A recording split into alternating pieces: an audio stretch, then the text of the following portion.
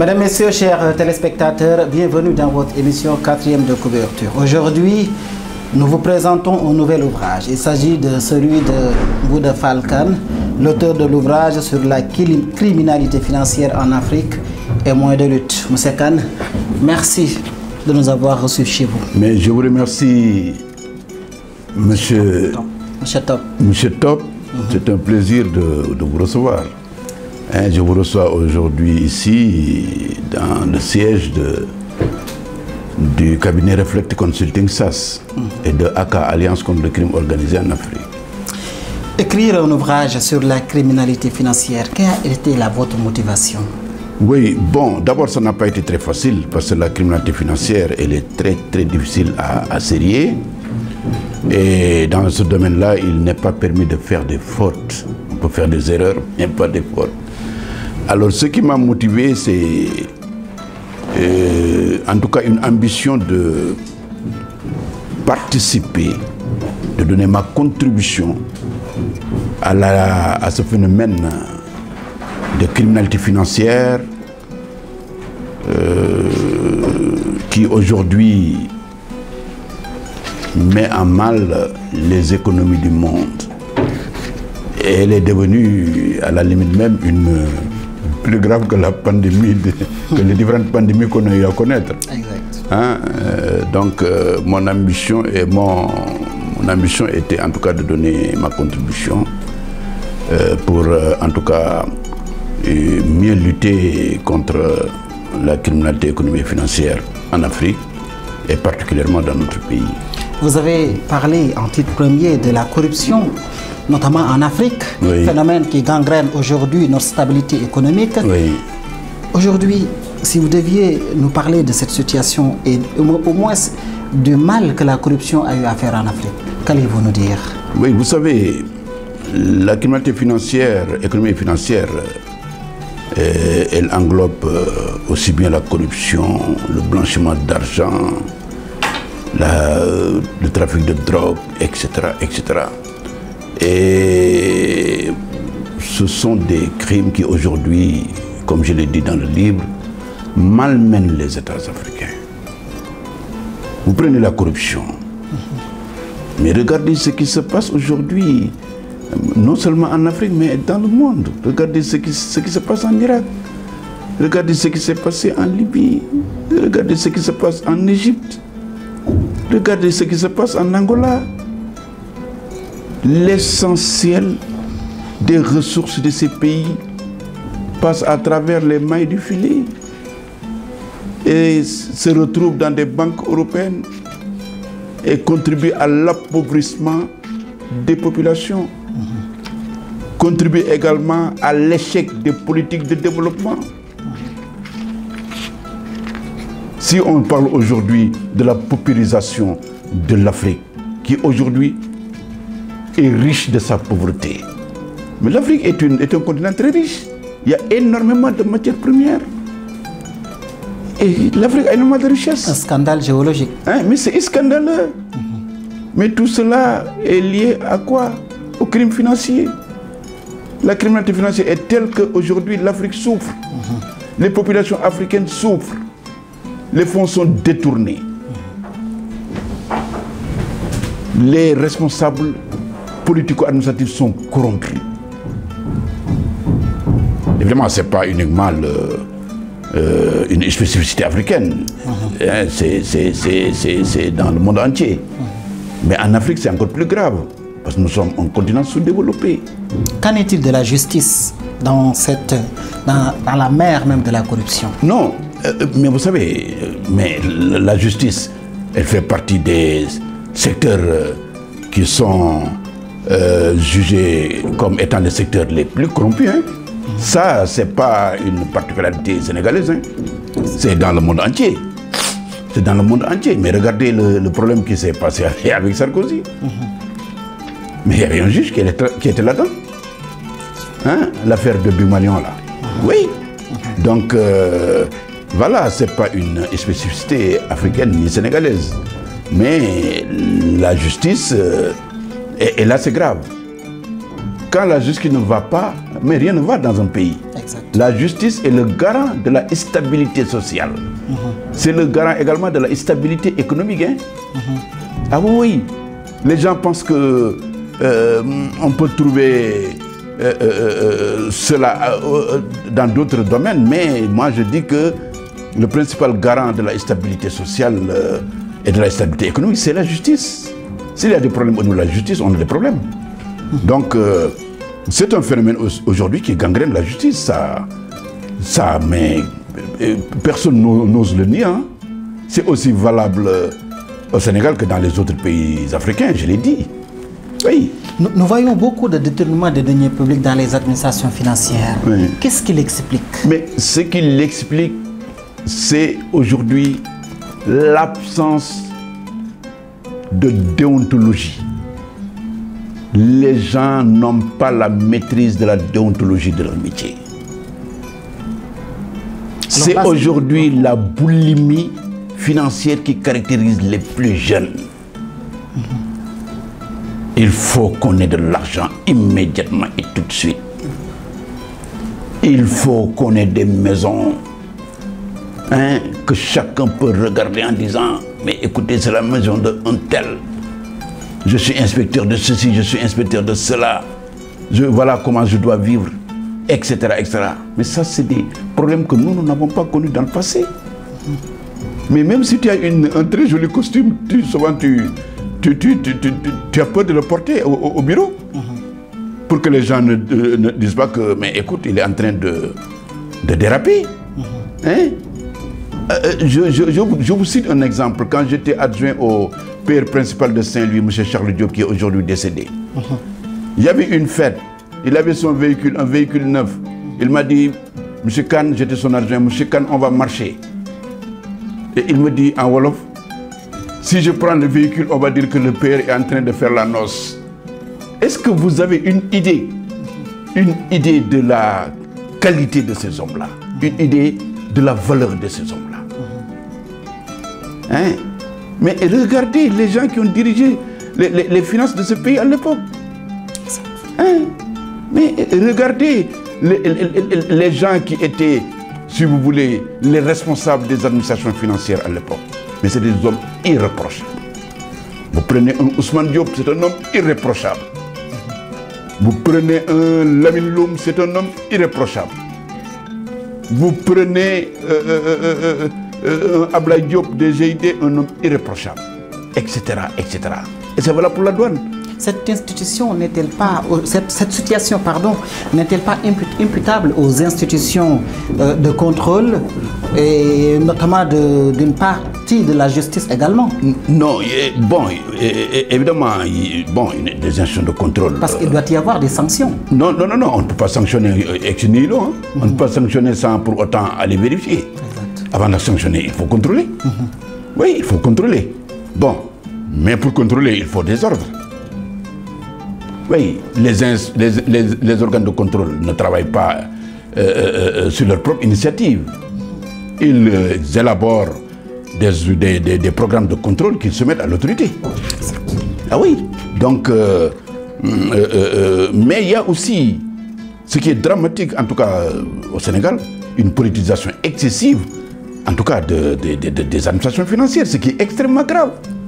Extrêmement grave. À l'époque senghorienne, c'était peut-être le ministre des Finances qui était politique, parce que la fonction ministérielle, qu'on le veuille ou pas, est une fonction essentiellement politique. Hein.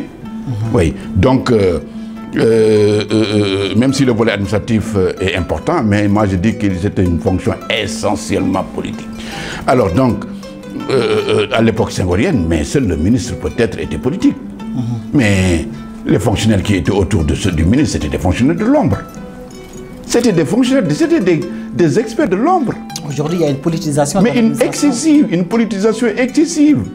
Quand je vois aujourd'hui un responsable d'une administration qui, dans la zone où il fait la politique, distribue des milliers de cahiers sous son effigie, mais je dis que c'est extrêmement grave. Et même un ministre avec des sacs. Non, mais c'est grave. Et cela n'apparaît pas aujourd'hui. Depuis 2000, c'est des phénomènes auxquels nous assistons. auxquels nous assistons. Mais quand aujourd'hui... Bon, c'est ça, c'est des phénomènes auxquels nous assistons. Donc cette politisation excessive de l'administration et de l'administration en général, ce n'est pas uniquement l'administration financière. Exact. La politisation excessive de l'administration est un élément permissif à tous ces fléaux aujourd'hui que nous connaissons. Vous avez parlé de plusieurs secteurs, notamment du secteur de la presse, du secteur minier, du secteur pétrolier, qui aujourd'hui fait couler beaucoup d'encre. Êtes-vous optimiste quant à la bonne gestion du secteur pétrolier? Non, il faut, en tout cas, il faut être optimiste, pessimiste. Je dis, il faut aujourd'hui prendre les dispositions qui conviennent pour bien encadrer ce secteur-là. Il faudrait aujourd'hui faire de sorte qu'il y ait une traçabilité des ressources issues de l'exploitation du pétrole. Il faut aujourd'hui qu'on fasse de sorte que les populations sénégalaises puissent bénéficier des retombées du pétrole et du gaz.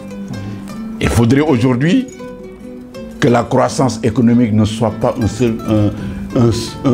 uniquement un concept économique. Que la croissance économique puisse être ressentie avec le pétrole par tous les Sénégalais. Je crois que cela est extrêmement important. Et cela signifie tout simplement qu'il y ait beaucoup plus d'attention, beaucoup plus de contrôle, beaucoup plus de suivi de la part de l'autorité, de la part du citoyen sénégalais. Il faut également qu'il y ait un contrôle citoyen. Exact. Il faut que les Sénégalais puissent, si vous voulez, avoir la possibilité de contrôler ce qui se fait. La responsabilité citoyenne. La responsabilité citoyenne. Pas de dénonciation, hein. Tu es contre quelqu'un, tu le dénonces. Non, moi je ne suis pas de cet avis-là. Mais qu'on mette en œuvre la responsabilité citoyenne, qu'il y ait un contrôle citoyen de tout ce qui se fait et que les gens mettent dans les mœurs de gestion la reddition des comptes. Il faut que les gens rendent compte. Aujourd'hui, quel est l'impact de la corruption sur les économies africaines? Mais l'impact, c'est un impact négatif. Je l'ai dit dans le livre. L'impact sur l'économie, de manière globale, est un impact négatif. Parce que la corruption, qu'est-ce qu'elle entraîne? Un détournement des ressources financières du circuit légal vers les circuits souterrains. Oui.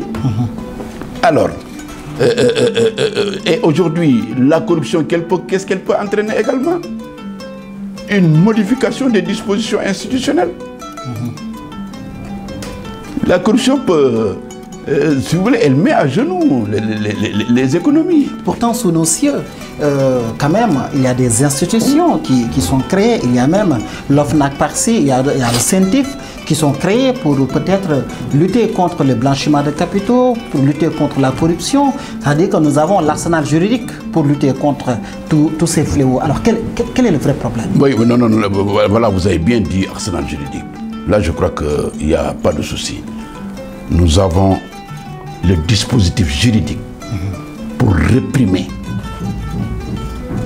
la corruption, pour lutter efficacement contre la corruption. Mais il y a des failles qu'il faut aujourd'hui corriger. Je l'ai dit dans une émission. Il faudrait aujourd'hui apporter des correctifs pour rendre beaucoup plus efficient le dispositif national de lutte contre, de manière générale, la criminalité économique et financière. Le blanchiment d'argent. Et d'ailleurs, moi je propose une alternative dans la lutte contre la corruption à travers l'utilisation du dispositif anti-blanchiment pour lutter contre la corruption. La corruption étant, si vous voulez, une infraction de base du blanchiment. C'est un dispositif efficient.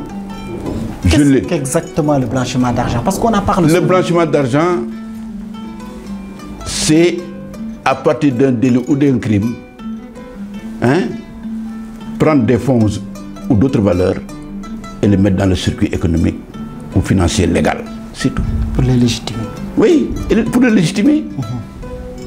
Tu détournes, tu mets dans une banque, tu blanchis.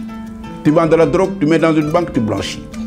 Tu vends de la drogue, tu achètes des tableaux, tu achètes de l'or, tu blanchis. C'est pourquoi aujourd'hui, ce qui nous ceux qui montrent en tout cas d'une richesse excessive, hein, dans ce pays, avec des parures d'or qu'ils portent, qui valent des millions. Mais on doit aujourd'hui s'intéresser à, en réalité, ce qu'ils font, l'origine de ces richesses. Exactement. Moi, je suis pour ça, hein. Oui. Il y a, si vous voulez, un effet de démonstration insolent auquel aujourd'hui on assiste. Exact. Alors qu'il y a une bonne partie aujourd'hui de la population qui vit dans la pauvreté. Quel est le rôle aujourd'hui de l'autorité politique face à la corruption et au blanchiment des capitaux? L'autorité politique, son rôle est fondamental. L'autorité politique a mis en place des organismes de lutte. Je dis que ces organismes présentent des failles, mais il faut une volonté politique pour les corriger. Hein? Il faut une volonté politique. Il faut une volonté politique. L'autorité politique, on attend d'elle une volonté politique pour corriger les imperfections du système. Prenez la corruption. Le procureur est maître de poursuite, mais c'est un effet bloquant. C'est un effet bloquant, il faut lever ça. Il faut assurer une plus grande indépendance à l'OFNAC. Qu'ils aient la possibilité de saisir directement le juge. Oui, et que, non, saisir uniquement le juge ne suffit pas. Il faut qu'on lève l'obstacle majeur dans la lutte contre la corruption au Sénégal. Le fait que le procureur soit directeur de poursuite. Il faut que les rapports de l'OFNAC, à l'instar du blanchiment d'argent, puissent permettre au procureur de saisir immédiatement un juge d'instruction pour l'ouverture d'une information judiciaire ou pour des poursuites judiciaires pour certaines personnalités. Il faut également que l'autorité politique favorise une politique de sanction. Mais dans l'appréciation du dispositif de lutte contre le blanchiment de capitaux et même du dispositif de lutte contre la corruption, mais l'un des éléments fondamentaux, mais c'est les sanctions. Hein. Quand on procède à l'évaluation mutuelle, les évaluateurs s'intéressent aux sanctions qui sont prononcées. S'il n'y a pas de sanctions, le dispositif est imparfait. Ah mais oui. Donc il faut que la sanction puisse être érigée en règle. Mais c'est sur le plan législatif et réglementaire, mais il n'y a aucun problème. Et moi, je me réjouis aujourd'hui que, par exemple, pour le blanchiment de capitaux et le financement du terrorisme, le délai de prescription est porté aujourd'hui à 7 ans. Hein? Ça a été corrigé. Et j'ai fait partie des gens qui ont eu à le dénoncer à l'époque. Parce que c'était un obstacle à la lutte contre le blanchiment de capitaux. Mais ça a été corrigé en 2016. Aujourd'hui, cette prescription est à 7 ans. Elle devrait même être pour la corruption, mais pas pour la corruption, hein. Pas pour la corruption. Et c'est ça une faille. Il y a le délai de prescription qui pose problème. Exact. Le délai de prescription pose problème pour la corruption. J'en ai parlé dans mon livre. Effectivement. Pour le blanchiment, c'est le premier réglé. Hein? Et même pour le blanchiment, on aurait dû pousser ce délai à presque 15 ans, au même niveau que le délai de prescription du trafic de drogue. Je rappelle, chers téléspectateurs, que nous sommes avec Ngouda Fall Kane. Il est titulaire d'un baccalauréat série SD 74, d'une maîtrise en économie en 78, DSS en analyse économique et planification en 80, d'un DSS en banque finance 86. Il entre à l'école d'administration et de la magistrature où il sort breveté en 80 également. Il a été dans les institutions de l'administration financière avant de présider la CENTIF. Aujourd'hui, il a été également aux IG. Il est en retraite. Monsieur Fall, avec toute votre expérience, est-ce que vous avez été consulté lorsqu'il s'est agi de mettre les bases de cet arsenal juridique pour combattre les blanchiments de capitaux et la corruption? Mais le blanchiment de capitaux, je suis pratiquement en dehors de la loi qui a été votée. C'est moi qui ai dessiné l'architecture de lutte contre le blanchiment de capitaux. Ah oui. Ça, personne n'ose le contester.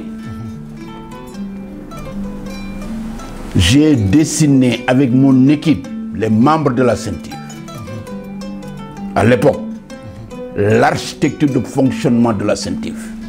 J'ai mis la CENTIF, j'ai internationalisé la CENTIF et j'ai aidé les CENTIF de l'UEMOA,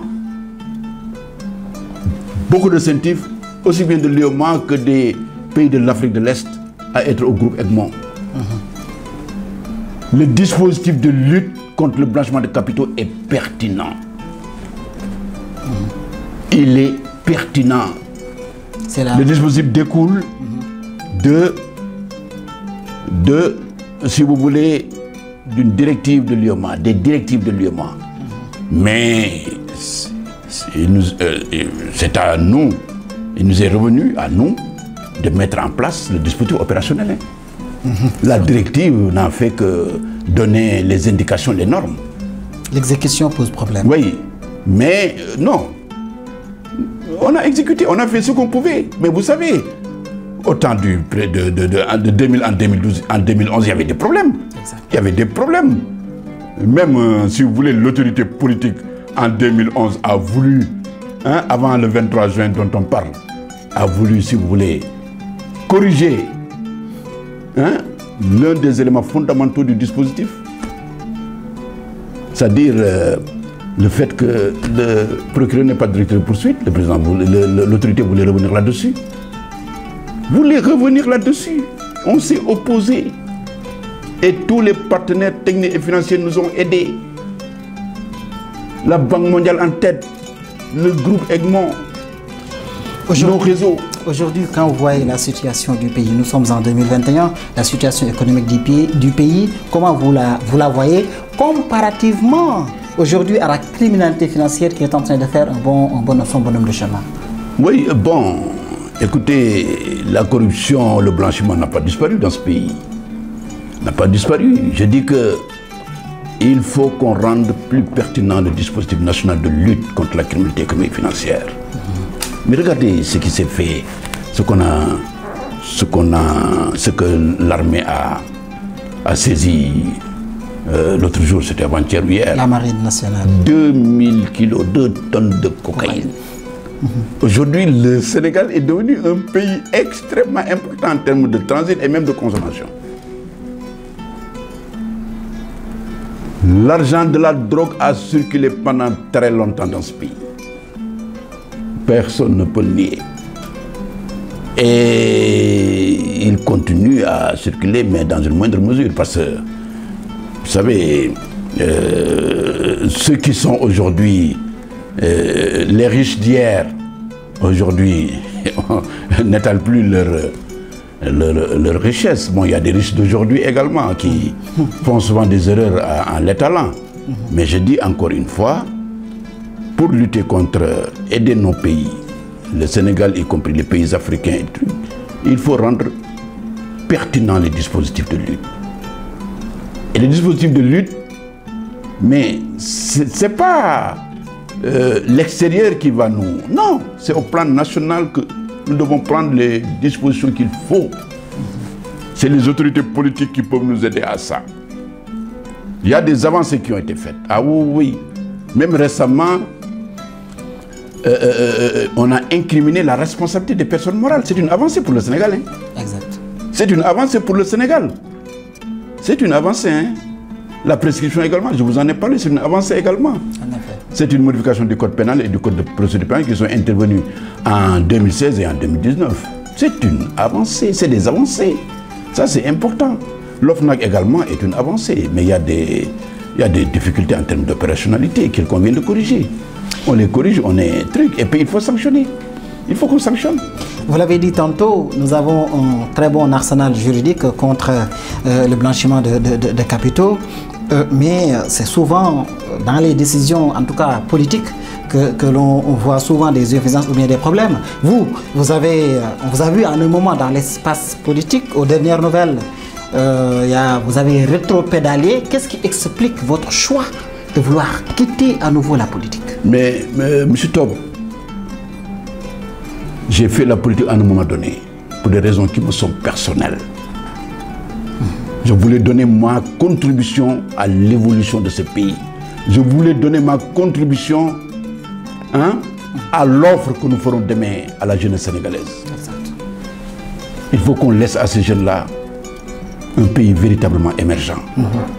Mais j'ai été dessus. Je ne crois pas à la pratique politique dans ce pays. J'ai été dessus. J'ai été dessus par mon propre camp quand j'étais candidat. Je me suis rendu compte que dans la pratique politique, l'élément le plus important, c'est la trahison. C'est la trahison. C'est le mensonge. Et moi, je ne suis pas dans ça. Chacun prêche pour sa chapelle. Chacun prêche pour sa chapelle. J'ai quitté la scène politique et j'essaie de faire ce que je sais faire le mieux. Réfléchir. Mais je suis l'actualité. Et je dis au président Macky Sall qu'il n'a pas le droit aujourd'hui de laisser le Sénégal entre des mains inexpertes. Oui. Il n'a pas ce droit-là. Il faut que le Sénégal soit entre les mains de demain, des personnes qui peuvent diriger, qui peuvent aider les jeunes à s'en sortir, qui peuvent aider ce pays à véritablement émerger. Ah oui, ah oui, il faut que ça soit clair. Le Sénégal doit demain être entre les mains. Il ne doit pas être entre des mains inexpertes. Ça, il faut que ça soit clair. Si on le fait, on aura échoué. On aura échoué. On aura échoué. Il faut qu'on soit très très prudent. Il faut que les Sénégalais soient très très prudents. Il faut que ce n'est pas la beauté d'un candidat ou le fait de savoir faire des conférences ou des trucs qu'on choisit un dirigeant. Un dirigeant, c'est des valeurs. Un dirigeant, c'est une expérience. Ah oui. Il faut qu'on soit clair. Hein? Oui, ce pays a besoin d'hommes de qualité. Hein? D'hommes de qualité, je ne suis pas le seul à le dire. Le calife de Medina Baye l'a dit. Il l'a dit mieux que moi d'ailleurs. Lui, il parle d'une autre génération d'hommes politiques. Moi, je dis que le président Macky Sall, il n'a pas le droit aujourd'hui de laisser le Sénégal entre des mains inexpertes. Merci beaucoup, M. Ngouda Fall Kane. Mon technicien me signale que c'est la fin des minutes qui nous étaient imparties. En tout cas, c'est un plaisir, vraiment un immense plaisir d'avoir échangé avec vous. Je vous remercie. Madame, Monsieur, chers téléspectateurs, vous l'avez suivi, c'est Ngouda Fall Kane, avec une très grande expérience dans les institutions de l'État, avec une très grande expérience au niveau international également. Il a produit cet ouvrage-là que vous voyez à l'écran, Criminalité financière en Afrique et moyens de lutte. Vous pouvez vous le procurer à travers Harmattan Sénégal, mais également sur Amazon. Merci d'avoir suivi cette émission et à la prochaine.